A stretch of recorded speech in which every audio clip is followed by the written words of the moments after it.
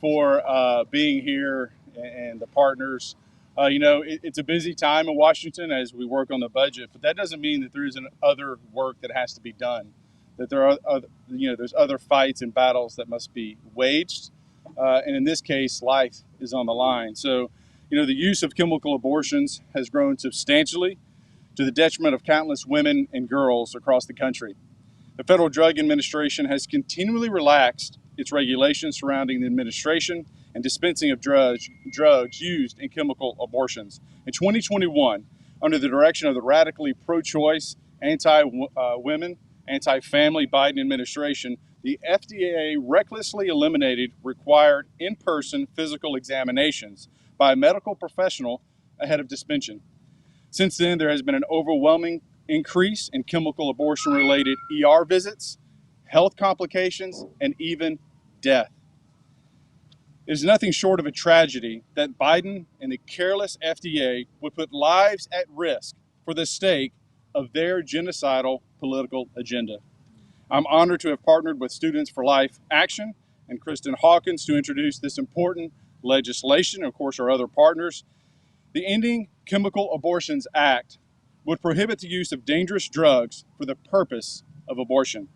We're taking a stand against the irresponsibility of the Biden administration and working to protect women and girls across America. I'm thankful for each and every one of the people here today. I'm grateful for my colleagues who are here to boldly stand for life.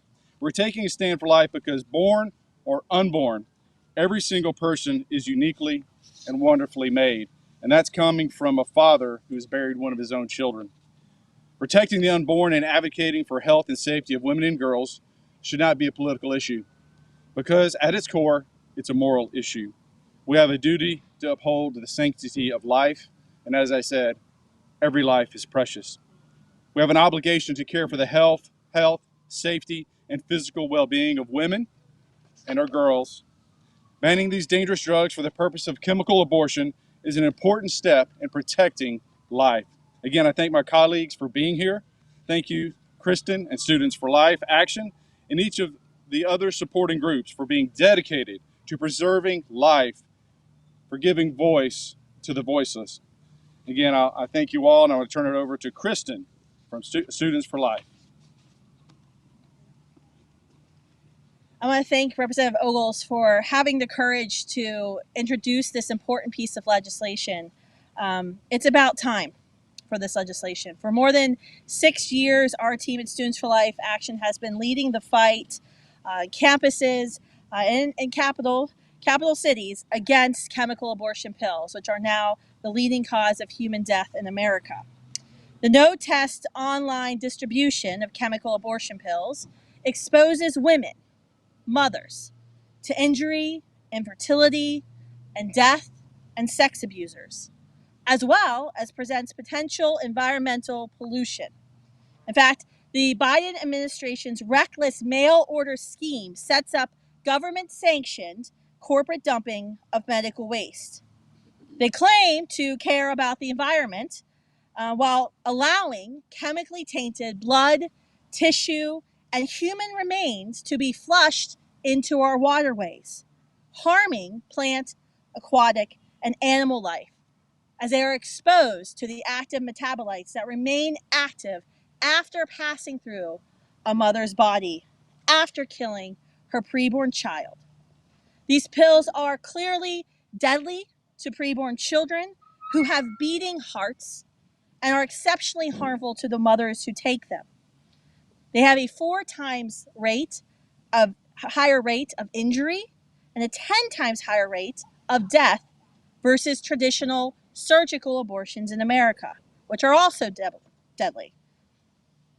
Troubling is the information we have uncovered over the past couple of years that during the Clinton, the Obama, and the Biden administration's tenure, the FDA nor the EPA have required any environmental assessments of these drugs, of what dumping human remains does to our environment. And in fact, when chemical abortion pills were authorized for use on our market in 2000, this issue was not even explored or asked or required by the FDA, even though it is so by law. Not even hospitals or brick and mortar abortion vendors can get away with the illegal dumping of human remains that's happening every single day in toilet bowls and bathtubs on college campuses and in homes across America. The bottom line is that even if you support abortion, that's not an argument in favor of distributing these dangerous pills and these drugs. Making it easier to sell them by allowing your corner drugstore, your CVS, your Walgreens, or your Rite Aid, who have now willingly complied with this illegal distribution scheme. That's not only a sex abuser's dream scenario, it also outsources all of these physical problems that women face when taking chemical abortions to deal with it on their own, at home. Some young women have even died. Just last week, a lawsuit was filed in the state of Nevada because chemical abortion pills sold by the nation's largest abortion vendor, the Goliath, that's taxpayer-funded, Planned Parenthood, contributed to the death of a young woman. You could go and, I know TikTok was a big debate issue last night. You can go to TikTok and type in the phrase chemical abortion. And what you will find is consensus amongst pro-choice and pro-life young women who've sadly taken these drugs, experienced the pain and the scary nature of these drugs, who will agree that they shouldn't be sold recklessly. They shouldn't be distributed without a conversation or without a physical exam. That they're dangerous, they're painful. The real lived testimony of women and mothers who have consumed these drugs is frightening. And it's frightening that the Biden administration is clearly ignoring them for their abortion allies. Chemical abortion brings death, misery, and medical negligence everywhere it goes, as well, sadly, as profit. Profit for the abortion industry, profit from those who are now distributing it at their drugstores. No one needs to be exposed to these horrific drugs. We are so proud, Students for Life, to stand with Representative Ogles and a growing number of sponsors here in the House and soon to be in the Senate to end chemical abortions across America, to save lives, and to protect women and children from a predatory abortion industry and the reckless Biden administration. Thank you. Now I want to introduce Janae Strachey from Heritage Action. Thank you so much, Kristen. Thank you, everyone who is here today. My name is Janae Strachey. I'm the Vice President of Outreach and Advocacy for Heritage Action, and am speaking on behalf and representing 2 million grassroots Americans across this country who are just some of the millions and millions of Americans who support this legislation, this important life-saving legislation. Chemical abortions pushed by the abortion lobby are today's back alley abortions. Without any care or safety measures taken for the girls that are just handed this drug, often mailed to them, without any safety measures around them, the care of a doctor or a hospital, they are given these dangerous drugs and then left on their own. They suffer alone in their bedrooms, in their dorm rooms, often a rented hotel room, where they are scared, embarrassed, ashamed, and are just left alone to take a drug and to suffer and go through the horrifying effects that it has on their body, their baby, their unborn child, as that baby is brutally starved. And then many of these women and girls often losing their lives themselves. I think of Molly Patterson, one of the first girls to lose her life after taking a chemical abortion drug. She was 7 weeks pregnant and later died from septic shock. Her father describes the fear in her eyes as she realized what was happening. She felt her life slipping away from her. And I can only imagine what was running through her mind as she had taken these drugs, totally unaware of what was going to happen to her. her father says, "I don't want anyone else to go through that." That was decades ago. Chemical abortions did not even exist 4 decades ago. Today, it is pervasive. It has increased in the United States by 120% only in the last 10 years. This has led to the death of many millions of unborn babies and women and girls. This is hurting everyone. It is barbaric, it is unkind, and it is stealing the lives of so many. There's a long and complicated history with the abortion drug access in the US, and Congressman Ogles addressed that instead of caring for women and children as the left claims to do, they decreased regulations and pushed to make this accessible to everyone, anywhere. They do not care about the women and children across this country. They care about lining their pockets. They care about furthering abortion any way that they can. This is certainly the easiest way for them to do that. And it is the most unsafe for women. It's been 2 decades since the prominent chemical abortion became available, and although concerns continue and many lingering questions remain, the left refuses to address this, which is why I'm so grateful for Congressman Ogles taking on this bill to end this dangerous access to chemical abortions and establish enforcement actions against bad actors. This is critical. It will save millions of lives. This is the loving and caring thing to do for women and children across this country. I want to thank everyone that showed up today, and once again, Students for Life and Concerned Women for America and the many other organizations across this town and this country who are fighting for this legislation. And I call on every member of Congress to support Congressman Ogles in this. As he said, this is not political, it is personal. Everyone is impacted by this. Everyone knows someone who has gone through an unplanned pregnancy, and to leave them alone with a drug and no care is cruel, and it is taking lives. Thank you, everyone. You know, as we stand for life, we stand together to give a voice to the voiceless. And we're not going to back down, and we're not going to stop, because we're telling truth, and truth is on our side. And I'll just remind everyone who's in this fight, and the fight for life and the fight for family, that courage is contagious. And so with that, I'd like to introduce my colleague and my dear friend, Mary Miller. Thank you, Congressman Ogles, for bringing us together today in defense of children, born and unborn.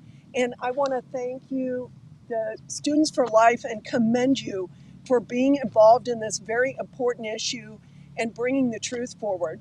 You know, over the years, I've told my children that love doesn't necessarily give someone what they want, but love gives someone what they need. And what women need is the truth today about abortion. God creates children with a purpose, and life begins at conception. The left is intent on stripping away the rights of parents in every way possible and putting unrestricted abortion on demand at the top of their priority list. These people are not pro-choice, they are pro-abortion, and they don't care if it puts minors at risk. In Illinois, Governor Pritzker signed a bill to repeal parental consent requirements for minor girls receiving an abortion. The Biden FDA approved mailing dangerous abortion pills to young women without a doctor's visit.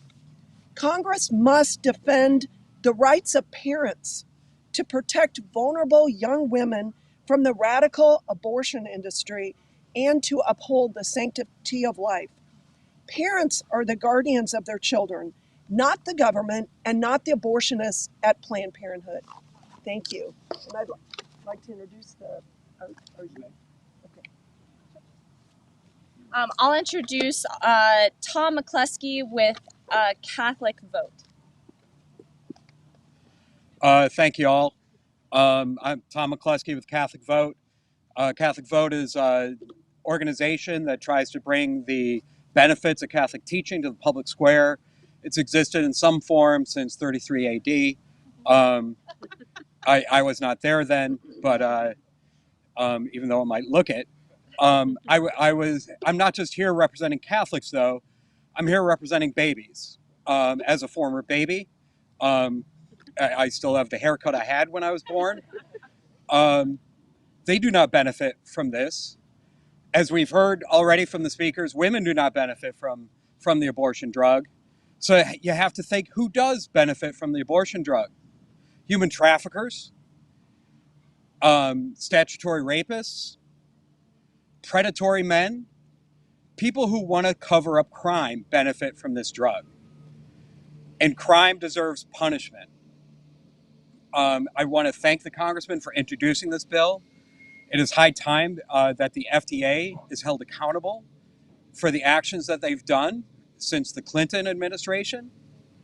They've ignored women, they've ignored the unborn, and I can't wait to see this bill put into law so they can ignore them no longer. So to recap, against this bill, women and babies; for this bill, predators. So thank you. And I'd like to introduce to you Valerie Banog from Concerned Women for America Legislative Action Committee. Thank you, Colin. Good morning. My name is Valerie Beinog, and I'm the legislative strategist for Concerned Women for America Legislative Action Committee. I am here on behalf of Penny Nance, our CEO and president, to express our strong support for Representative Ogle's new legislation, the Ending Chemical Abortions Act of 2023. The hundreds of thousands of women we represent across the United States are deeply committed to the health and protection of every mother and child. And that is why I want to thank you, Congressman, for this pro-woman effort. We know that chemical abortions are on the rise and now make up more than half of all abortions in the United States. This is deeply troubling. Chemical abortions not only end the life of a baby, but they seriously endanger the life of the mother as well. Chemical abortions have a complication rate 4 times that of surgical abortion, and as many as 1 in 5 women will suffer a complication. CWA has heard from mothers who have gone through this traumatic, life-altering experience of bleeding, scared, and alone as a result of believing the lies that this dangerous drug would be an easy way out. Our organization is proud to represent Young Women for America members on college campuses all across the nation who are especially targeted by the abortion industry and unscrupulous pharmaceutical companies when they are most vulnerable. We have spoken with young women who recall hemorrhaging in their bathrooms alone and ultimately having to race to an emergency room or physician to get the critical care they need. And friends, these are not one-off stories, unfortunately. One study shows that chemical abortions are over 50% more likely to result in an ER visit within 30 days than surgical abortions. Women deserve better than this. We must protect these vulnerable women. That is why Concerned Women for America Legislative Action Committee is proud to be standing here today in support of the Ending Chemical Abortions Act, and why we are working on similar state efforts to stand up for every mother and their little ones. Thank you so much. All right. It's a crazy day, and we'll be, Mary and I will be heading off to the House floor momentarily, but be happy to take any questions or a couple of questions if there are any. Yes, ma'am. I'm Allison Politico. What conversations have you had about leadership about moving this forward, having a vote? Yeah, no, great question. What's the next steps in communication with leadership? The first part of this is we circulate the legislation. We're working with our counterparts in the Senate, but also amongst our colleagues to gain support, to get input, so that as we move forward. And part of this, too, is an education process, right? This was really a new issue for me. And so as I got more engaged in it and learned more that, 1 in 5 women have complications, I mean, in and of itself, if you said any had a high complication rate, it would be logical that someone would have to go to the doctor. I mean, that should be a bipartisan issue. And so, but the fact that this is being peddled and pushed and really pushing on the most vulnerable is concerning. So, but to answer your questions, we'll build momentum, build support, have those conversations, and then once we get through this budget process, we'll push to move it forward. But thank you for your question. So I have a question on the budget process. I know you're Who are you with? affiliated with Moto. I know you're a no CR. Are you still a no CR? Are you planning on voting against? I'm happy to answer that offline, but let's stick to the topic at hand. Yeah, I'm a DC resident. My name is Daniel. Well, if this is been introduced in the house already, can I please ask if you're going to be concentrating on what's in the chemical, that chemical that's being used, what's in it, what's the impact on individual? I mean, every individual is different. What's the impact of that on the individual? My suggestion is, bipartisanly, you guys should agree that it's a no, a big no. We are not doing it. I mean, no chemical abortion. That's my suggestion. Yeah. However, if there is a just cause for it, then it shouldn't have to be done as an emergency. Otherwise, it will be abused. Somebody will take that decision quickly and it will be abused. Right. So the caveat is, make my suggestion. The caveat should be case by case on this one if there is a need for it. And it shouldn't be just a doctor's decision. It should be a multidisciplinary team decision, including the chaplains. Well, and like you said, when you look at the implementation of any drug, but this one in particular, it should be a bipartisan effort. We look to get more input from our colleagues on both sides of the aisle and like I said, from the Senate as well. But thank you for your input. All right. Well, with that, we thank you all. And then for those of you that had questions about the budget, I'm happy to step aside. But I just want to thank everyone for being here and having the courage when you step out like this in faith, for life, for women, for children, you're going to be attacked. And so with that, I'm proud to stand with you all. Thank you.